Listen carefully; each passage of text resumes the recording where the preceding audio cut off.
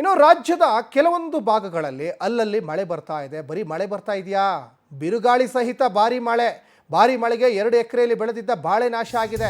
ಮಂಡ್ಯ ಜಿಲ್ಲೆ ಮದ್ದೂರು ತಾಲೂಕಿನ ವಡ್ರದೊಡ್ಡಿ ಗ್ರಾಮದಲ್ಲಿ ಆಗಿರುವಂಥ ಘಟನೆ ನೋಡಿ. ಈ ಮಳೆ ಬರೋದು ಸಾಕು, ಈ ಅವಾಂತರ ತರೋದು ಸಾಕು ಅಂತ ಈ ಮಂಡ್ಯ ಜಿಲ್ಲೆ ಮದ್ದೂರು ತಾಲೂಕಿನ ವಡ್ರದೊಡ್ಡಿ ಗ್ರಾಮದಲ್ಲಿ ಜನ ಈಗ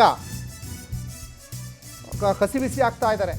ಇಲ್ಲಿ ಗ್ರಾಮದ ವಿನಯ್ ಎಂಬುವವರಿಗೆ ಸೇರಿದ 2 ಎಕರೆ ಬಾಳೆ ತೋಟ 2 ಲಕ್ಷ ರೂಪಾಯಿಗೂ ಅಧಿಕ ನಷ್ಟ ಆಗಿದೆ.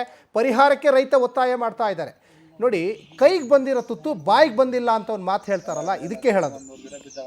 ಇನ್ನೇನು ಸ್ವಲ್ಪ ದಿವಸ ಬಿಟ್ಟಿದ್ರೆ ಈ ಬಾಳೆಗೊನೆಯನ್ನು ಕಟ್ ಮಾಡಿ ವ್ಯಾಪಾರ ಮಾಡಿ ಅದರ ಹಣ ಪಾಪ ರೈತ ಇಟ್ಕೊಳ್ತಿದ್ದ.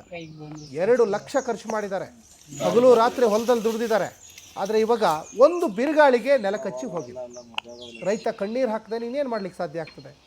ಅತಿಯಾದ ಮಳೆ ಬಂದರೂ ಕಷ್ಟ, ಅತಿಯಾದ ಬಿರುಗಾಳಿ ಬಂದರೂ ಕಷ್ಟ, ಥರ ನೀರಿನ ಮೇಲೆ ಗುಳ್ಳೆ ಇದ್ದಂಗೆ ರೈತನ ಬದುಕು.